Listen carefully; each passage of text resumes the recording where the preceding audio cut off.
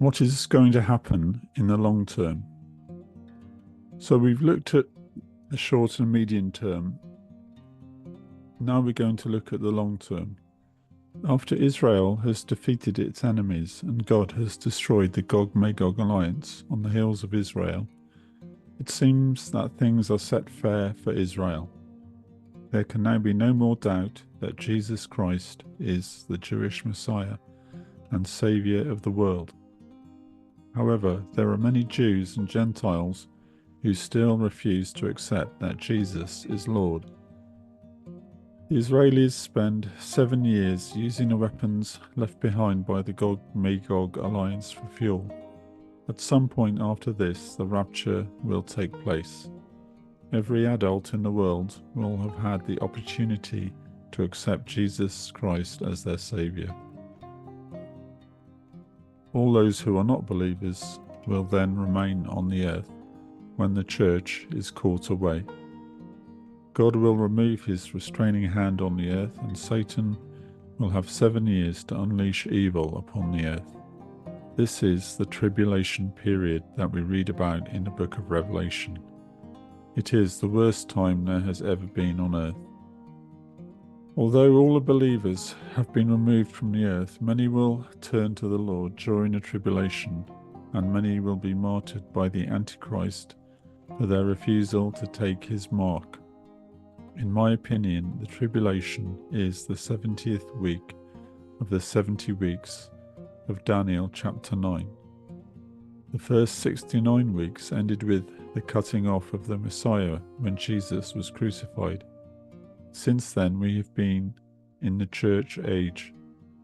The final 7 weeks, which haven't happened yet, are the time of Jacob's trouble, which we call the tribulation. They are 7 years of God's wrath upon Israel and the whole world for rejecting Jesus. At the end of the tribulation, Jesus returns. Satan is thrown into the bottomless pit, and Jesus rules on earth for 1,000 years, the period we call the Millennium. At the start of the Millennium, there will only be believers on earth, those who have come through the tribulation. However, as the centuries roll by, some of their descendants will once again turn away from the Lord, despite the fact that Jesus himself is ruling from Jerusalem. At the end of this 1,000 years, Satan is released and he leads a rebellion against Jesus, who is in Jerusalem. So it's worth noting that even though during this 1,000-year period, people are living in almost perfect conditions with everything that they need, some of them will still turn against the Lord. And that's why the problems we face aren't really to do with housing and people not having everything they need. As has been said many times, the heart of the problem is the human heart, because even when people have everything perfect and everything that they need, if their heart is wrong, they will still turn against the Lord. So at this point, God calls a halt to history. Satan is thrown into the lake of fire, where he joins the beast and the false prophet. We then move into the last day of all, Judgment Day. The books are opened, and if anyone does not have their name in the book of life, they are cast into the lake of fire. The Bible tells us that people will be judged according to their works. However, we already know from the New Testament that no one can save themselves by their good works. If you are watching this video and you're not saved, you must understand that the only way to be saved is by believing in Jesus Christ. In other words, to have your name in the book of life, you must put your trust in Jesus and not in yourself. You can't save yourself by good works. Do not be deceived. You have to believe in your heart, not just say you believe with your mouth. Ephesians chapter 2 verse 8 to 9. For by grace are ye saved through faith, and that not of ourselves. It is the gift of God, not of works, lest any man should boast.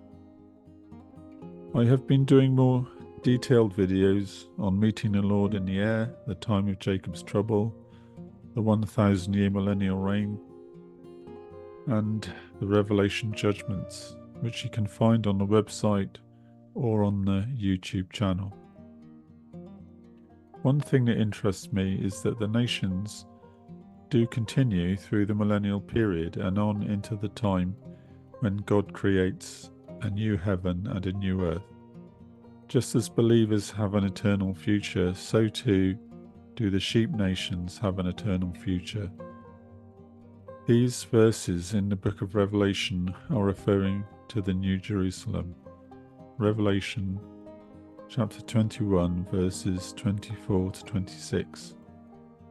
And the nations of them which are saved shall walk in the light of it, and the kings of the earth do bring their glory and honour into it. And the gates of it shall not be shut at all by day, for there shall be no night there. And they shall bring the glory and honour of the nations into it.